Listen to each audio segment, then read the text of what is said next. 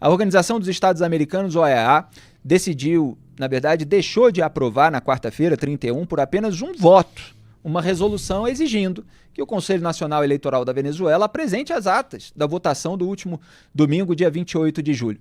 Instrumentalizado pelo chavismo, o CNE decretou a vitória, entre aspas, de Nicolás Maduro no próprio domingo, sem contar todos os votos, e até agora não apresentou os documentos. Eram necessários 18 votos no Conselho Permanente da OEA para aprovar a resolução, que também demandava a verificação dos dados por observadores internacionais. Houve 17 votos a favor da resolução, nenhum contra, 11 abstenções e 5 ausências. Entre as abstenções estavam 2 governos de esquerda alinhados a Maduro, o Brasil de Lula e a Colômbia, do ex-guerrilheiro Gustavo Petro. O México, do também esquerdista López Obrador, se ausentou. O texto rejeitado determinava que a Venezuela publicasse imediatamente os resultados da votação das eleições presidenciais em nível de cada sessão eleitoral. A resolução estabelecia uma verificação abrangente dos resultados na presença dessas organizações de observação independente para garantir a transparência, credibilidade e legitimidade dos resultados eleitorais. O chanceler do Peru, Javier González Olaichea, deu uma bronca nos países que se abstiveram, incluindo o Brasil. Eu encontrei esse depoimento lá na transmissão de toda aquela sessão, legendei em português, joguei na rede social, viralizou de ontem para hoje e eu trouxe aqui para o Papo Antagonista legendado. Pode soltar. O que significa abstenerse? En el fondo es no tener la suficiente voluntad de expresar que están a favor de la verificación de los votos que asignan, en teoría, la victoria al señor Maduro. Pero aún es peor, por quienes no se han apersonado, siquiera por la vía electrónica o por Internet, 5 miembros de este organismo internacional. Y entonces nos preguntamos, ¿por qué la OEA, por qué los sistemas democráticos en el mundo, especialmente en América Latina, por qué Latinobarómetro nos dice año a año que nuestros ciudadanos y especialmente nuestros jóvenes no nos creen?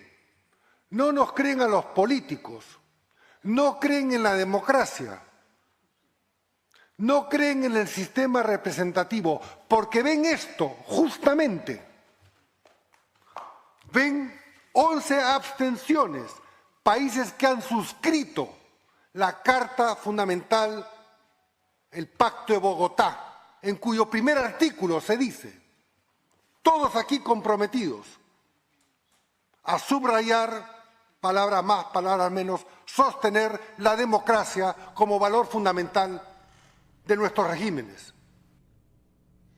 Quer dizer, o chanceler peruano está mostrando aí essa contradição.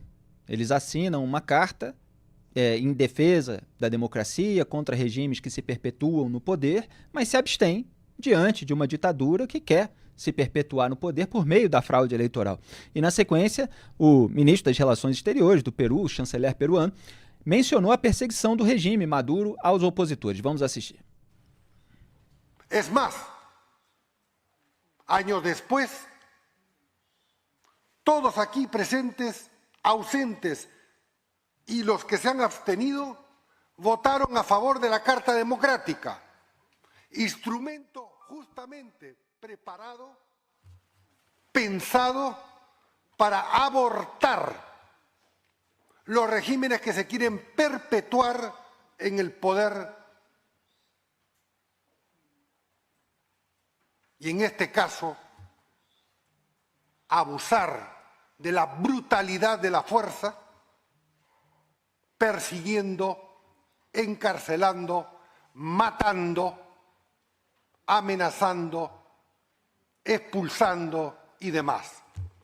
Ahora bien, yo me pregunto, si acaso nosotros no leemos, los presentes, los ausentes y quienes han abstenido, los periódicos desde hace 4, 5 o 7 años, no sabemos de la existencia del señor Leopoldo López, hace 2 o 3 años perseguido y teniendo que vivir en el exterior para no sufrir carcelería. ¿Acaso no sabemos que la señora Corina Machado, el señor Edmundo González, el verdadero legítimo presidente electo de Venezuela, no han sido encausados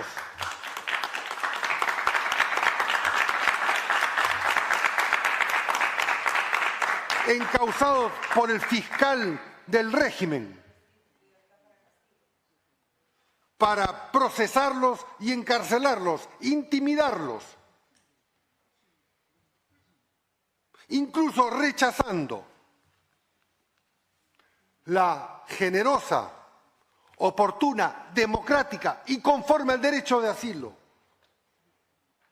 del ofrecimiento de Costa Rica por la voz del muy distinguido canciller de dicho país, haciendo gala a la história democrática de Costa Rica. Aliás, a ex-deputada aqui de São Paulo, estadual, Janaína Pascoal, compartilhou a minha postagem com esse vídeo e comentou o seguinte: este sim é um representante da democracia. Por mais que já conhecesse as conexões do PT com as piores ditaduras, por mais que jamais tenha votado nesse partido, entristece, envergonha, derruba ver o Brasil receber esse justo sabão internacional. Meus cumprimentos ao Peru e à Costa Rica. Graeb, o que você destaca dessa bronca absolutamente legítima e fundamentada e merecida? Primeiro, que inveja, né, de ter alguém ocupando a chancelaria que tem clareza moral. Exatamente. Clareza moral, simplesmente.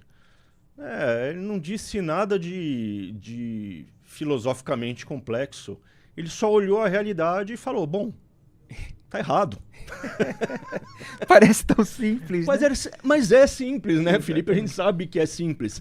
Só que o Celso Amorim, o Mauro Vieira e o Lula vivem numa caverna de pensamentos distorcidos, né? Então é isso. Clareza moral, em primeiro lugar. E de conexões que os impedem, do ponto de vista dos interesses dele, de dizer a verdade como ela é. Exato. Quer dizer, é o rabo preso, não há outra expressão melhor. E é que virou o título aqui do corte disponível no nosso canal de YouTube, Lula e Maduro, a história do rabo preso. Quem perdeu, vale a pena lembrar os depoimentos de delatores da Lava Jato. E lembrando dessa compilação, né, de vídeos, essa recomposição da história do relacionamento entre o PT, o Lula, Maduro, o regime bolivarianista, etc, etc. Assim, eu vou fazer uma ilação, mas é uma ilação terrível. E é uma ilação legítima nas atuais circunstâncias. Você fica pensando se o silêncio do Brasil não advém do medo. Claro. De que uma acusação, uma postura mais dura, resulte em acusações, em abertura de documentos pelo Maduro, que é um louco também. Isso, resulte numa, entre aspas, delação do Maduro. Uma delação não premiada, o que ele não sabe, Exato. que a gente possa imaginar que ele sabe, na verdade, a partir do que a gente ouviu da Mônica Moura, por exemplo, a esposa do ex-marqueteiro do PT, João Santana, que contou no seu depoimento que foi o Lula que intermediou a relação entre eles, marqueteiros, e o regime chavista. Que o Chaves pediu ao Lula para falar com o João Santana para que o João Santana prestasse esses serviços. E aí eles foram lá, o João e a Mônica, e foram pagos, na parte em que foram pagos, porque ela reclama de não ter recebido tudo, pelo Nicolás Maduro por fora, dinheiro vivo, entregue na mão, e ela relatou com detalhes essas entregas de dinheiro do Maduro. Então, é óbvio que a partir disso, a gente pode conceber aí um certo temor de que o Maduro abra a boca para além daquilo que o lulismo gostaria, que fosse vazado por alguém de dentro dessa conexão internacional. Ou que o lulismo suportaria, né, depois de tudo que a gente já sabe sobre ele, né? Bom, eu queria só fazer mais uma observação sobre essa fala do chanceler peruano, né? Esse episódio joga por terra, a votação lá na OEA joga por terra o último anteparo de dignidade que o Brasil tinha o governo brasileiro tinha. Apesar de todas as barbaridades que o Lula disse nos últimos dias, apesar de toda a tergiversação do Celso Amorim, a diplomacia brasileira ainda mantinha a cobrança pelas atas. E quando eu falo cobrança pelas atas, na verdade, isso é uma outra maneira de dizer que o Brasil continuava insistindo que as regras do jogo precisam ser respeitadas. Essa votação da OEA não envolvia uma condenação do regime do Maduro, não envolvia um pedido de sanções, não envolvia nada além da exigência de que se comprovasse que o processo aconteceu de uma forma aceitável. Era só isso. A OEA só queria que o Maduro fizesse algo que o Brasil também vinha repetindo ao longo do tempo, só que agora o Brasil abandonou. Com isso, ele abandonou, para todos os efeitos práticos, a exigência de que o Maduro mostre as atas. Teve a oportunidade de dizer com clareza para o regime da Venezuela: você tem que jogar segundo as regras. Se acovardou. O Brasil não quer que a democracia prospere na Venezuela. O Brasil quer que o Maduro continue no poder. Quando eu digo Brasil, é o Brasil do Lula. Esse Brasil com uma visão absolutamente pervertida do que seja um bom governo. E o Javier Milei, presidente da Argentina, também se pronunciou sobre o tema. Abro aspas. Alguns idiotas me acusaram de ser louco por ver o comunismo em todos os lugares. Outros, politicamente corretos, disseram que o comunismo não existe mais e que estou exagerando. Em última análise, hoje não só está provado que tenho razão na agenda internacional que aponto, mas também está claro que aqueles que me questionaram são cúmplices, por serem ignorantes e ou estúpidos. Fecho aspas. Aí o Milei, com todo esse jeitão aí de rede social, dando a sua lacrada. Agora, evidentemente, ele está com uma postura, por mais que ele jogue as questões nesses termos, tem gente que, mesmo concordando com a postura geral, considera que deveria haver mais liturgia no cargo, mais linguagem diplomática, etc. Agora está com muito mais razão do que o Brasil, a Colômbia, esses países que se abstiveram. A gente não vai entrar aqui na discussão sobre o que é comunismo e o que não é. É um regime autocrático, uma ditadura, é um sujeito ligado à extrema esquerda, sim, apesar de, lamentavelmente, a gente ver analistas tentando jogar o Maduro agora para uma direita, só pela associação com os militares do seu país. É um histórico de condutas, de práticas, de alianças internacionais com o movimento esquerdista latino-americano. Então, o Javier Milei, ele tem essa postura aí mais belicosa. Agora, tem um fundamento ali por trás, diante dessa ditadura que está aloprando mais do que nunca. A gente está aqui... Diga. Fazer uma observação? Entre as duas broncas, a do chanceler e a do Milei, eu prefiro a do chanceler. Claro. Ela põe as coisas de maneira mais clara, põe os pingos nos is da maneira que precisam ser postos. O Milei é lacrador, como você disse. E aqui a gente está discutindo, sobretudo, as regras do jogo democrático. Só secundária, terciariamente, a questão é comunismo ou qualquer outra coisa. Isso. A questão é, o que constitui uma democracia, seja o governo de esquerda ou de direita? É isso que sequer isso existe na Venezuela. Nem sequer chegamos na discussão sobre modelo de governo e tudo mais. Exatamente. A discussão hoje no mundo é democracia contra regimes autocráticos, como impedir que lideranças autoritárias, seja com retórica à direita ou à esquerda, usem o processo democrático para depois solapar a democracia por dentro, formando essas autocracias que geralmente têm ali a sua cleptocracia misturada. No Brasil, tradicionalmente, a gente lida com os cleptocratas. Agora, ainda resistem algumas margens aí existentes para a gente se pronunciar, para a gente vigiar o poder, apesar de toda a casta que faz aí uma retaliação muitas vezes velada. Olha, acabou de sair, reforçando o que o Graeb disse, concordo plenamente, né? A gente tem que manter os fatos objetivos em jogo. Se você dá margem para toda essa discussão virtual, você acaba desvirtuando a questão, né? É óbvio que o chanceler peruano é muito mais técnico, pragmático, incisivo do que o Milei com essa lacração. Agora, em comparação entre o Milei e o México e o Brasil, aí até o Milei está ganhando. Olha, acabou de sair uma nota do governo brasileiro, eu abri aqui e falei, será que agora vai? Mentira, é claro que eu não tinha esperança alguma. E eu li rapidamente enquanto o Graeb estava comentando e não encontrei nada daquilo que a gente está pregando, que o chanceler falou, é só mais ensaboada. Naquele outro sentido, o sentido que eu uso, né? Porque a Janaína usou esse sabão no sentido de sermão. Quando eu falo aqui da ensaboada, é essa enrolação. Então tá aí, eleições presidenciais da República Bolivariana, comunicado conjunto de Brasil, Colômbia e México. Vocês viram que Brasil e México se abstiveram. E eles estão lá felicitando o povo pela participação, dizendo que acompanham com muita atenção e que as controvérsias precisam ser dirimidas pela via institucional. O princípio fundamental de soberania popular deve ser respeitado mediante a verificação imparcial dos resultados. Continua, bota o próximo print, produção, isso, continua para baixo.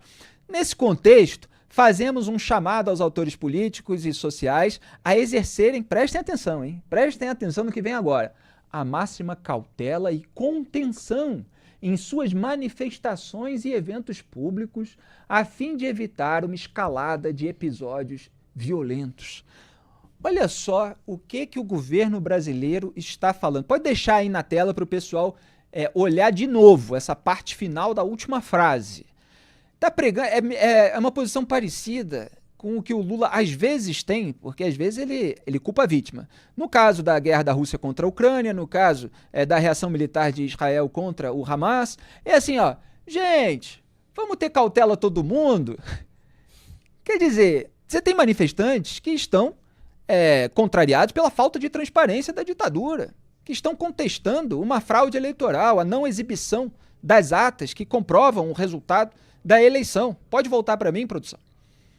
E eles emitem uma nota completamente ensaboada para dizer, olha, precisamos de contenção de todos os lados para não haver escalada. Não, você tem um lado que não está seguindo os trâmites do Estado Democrático de Direito, do regime democrático, da própria ordem moral das coisas. E você tem outro que está reagindo com os meios que tem. E, em geral, pacificamente, apesar das alegações e narrativas do regime. E aí fica essa coisa colocando todo mundo no mesmo patamar, Graeb. É óbvio que é um insulto à população que quer a democracia na Venezuela e um agrado ao ditador. Passaram um baita de um recibo, né, Felipe? Eles sabem que eles tiveram, esses 3 países que soltaram essa nota absurda, sabem que tiveram a indignidade deles desnudada pelo chanceler peruano. Eles sabem que eles ficaram numa situação de vergonha absoluta depois que o chanceler peruano falou a verdade sobre a covardia, a indignidade, a complacência, a conivência, sei lá qual é a palavra exata para descrever o comportamento desses países em relação ao ditador, que é o Maduro, né? E a nota ilustra tudo que você vinha falando. Exato. Então, assim, eles passaram um recibo, eles sabem que eles estavam absolutamente desmoralizados e se saem com essa coisa ensaboada, conclamando os atores públicos a ter cautela e contenção, sendo que o Maduro já está há alguns dias prendendo, inclusive matando opositores na Venezuela. Que cautela e que contenção o Maduro está exibindo? Que cautela e que contenção o homem que tem o exército, o PGR, a justiça eleitoral, que contenção o homem que tem todo o poder na mão está exercendo quando chama o cara que ousou simplesmente concorrer com ele nas eleições de covarde, aos gritos, cuspindo. Ah, pelo amor de Deus, vai. Que diplomacia mais sabuja, indigna, né? Indigna, exatamente. Quando o Graeb fala matando, obviamente o ditador é quem está por trás de todas as ferramentas do Estado que estão sendo usadas para a repressão. O Maduro, obviamente, nem sequer vai na rua para fazer ele próprio o enfrentamento das pessoas que ousam se manifestar de uma maneira democrática. Ele manda lá a sua milícia motorizada que acaba deixando muitas vezes um rastro de sangue, como é o histórico recente de repressão na Venezuela. Aliás, no depoimento da Mônica Moura, que eu mostrei aqui, ela fala que em 2012, quando eles foram fazer a eleição do Chávez, a campanha do Chávez na Venezuela, o governo chavista já estava prendendo opositores. Mesmo assim eles foram, mesmo assim eles receberam a grana, mesmo assim eles fizeram a parte deles para que o regime continuasse, né? Pelo menos depois contou em detalhes toda essa história. Então a ditadura continua reprimindo e já na contabilidade geral são 17 mortos. Pelo menos do que se diz na oposição e do próprio secretário-geral da OEA, o Luiz Almagro. Ele afirmou que vai pedir ao Tribunal Penal Internacional um mandado de prisão contra o Maduro. Diz que o ditador cumpriu o banho de sangue que havia prometido. Vamos assistir esse trecho que eu achei também e legendei em português. La autoridad electoral debe publicar a la brevedad posible el 100% de las actas electorales. Es urgente y preocupante que el organismo electoral no las haya publicado todavía. La falta de publicación representa una actuación irresponsable por parte del Consejo Nacional Electoral, constituyendo una negligencia en el desempeño de sus funciones y contraviniendo los principios de publicidad y transparencia. Es raro que un organismo electoral no tenga las actas, como señalé hoy. El tema es que las actas están costando vidas. En 48 horas van 17 asesinados. ¿Cuánto tiempo más vamos a dar para que aparezcan las actas? O sea, ¿cuántos muertos más necesitamos para que aparezcan las actas? También quiero decir que teniendo en cuenta el estado de investigación de la Corte, es el momento de la misma de presentar cargos de imputación contra aquellos más responsables, incluyendo a Maduro, quien cándidamente expresó sí mismo, se expresó en el sentido de dirigir la instrucción de la implementación de la represión. Maduro anunció un baño de sangre. Lo cumplió, lo está cumpliendo. 17 muertos. Reconozco que fue algo que impresionó cuando lo dijo. Reconozco que es algo que me impresiona mucho más cuando lo está haciendo. Hay premeditación, alevosía, impulso, brutal ferocidad, ventaja superior. Es hora de la justicia y nosotros vamos a solicitar la imputación de esos cargos con orden de aprehensión y todos aquellos que quieran hacer referat del caso son bienvenidos. Muchas gracias. Tá aí, Luiz Almagro, mais a descrever a realidade objetiva. É um alívio quando a gente encontra no trabalho jornalístico estrangeiros falando, descrevendo os fatos objetivos como eleição, como a gente faz aqui no Brasil, em meio a toda essa névoa, a todo esse cenário nebuloso e a essas ensaboadas que são feitas e são projetados pelas autoridades públicas brasileiras. Grebe, iniciativa muito bem-vinda. O Maduro precisa sofrer a pressão internacional em razão daquilo que ele fez. O Maduro já é investigado, né, por prisões políticas, por tortura nas cadeias da Venezuela, já tem coisa contra ele correndo no Tribunal Penal Internacional. Ele só está acrescentando aí mais marcas, né, na sua ficha corrida, na sua capivara.